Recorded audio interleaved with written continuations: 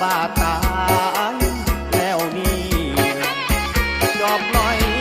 มาได้หลายปีเพิ่มทวีหักเจ้าสมครู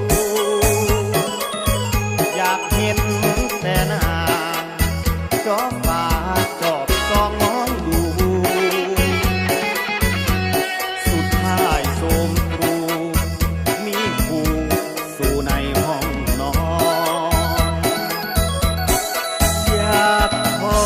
นหัวใจให้ลืมมันสายผู้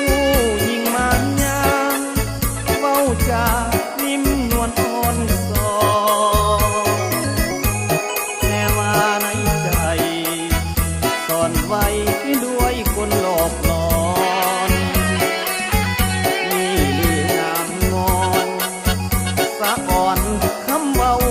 บ่แน่ทำใจเหลือหลาย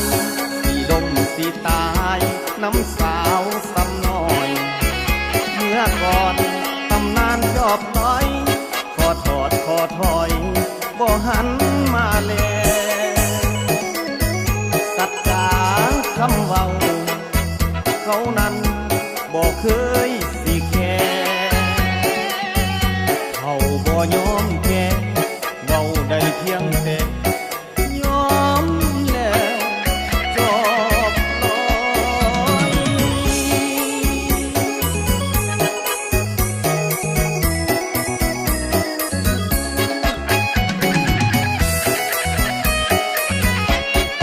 อยากถอนหัวใจ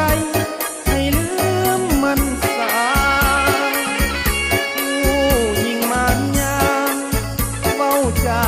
นิ่มนวลอ่อนสอนแต่ว่าในใจซ่อนไว้ด้วยคนหลอกหลอนนี่เรื่องงอนสะอ่อนคำเว้าบ่แน่ทำใจเหลือหลาย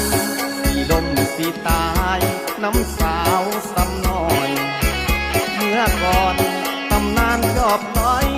ขอถอดขอถอยบ่หันมาแลสัจจาคำเว้าเขานั้นบ่เคยสิแค่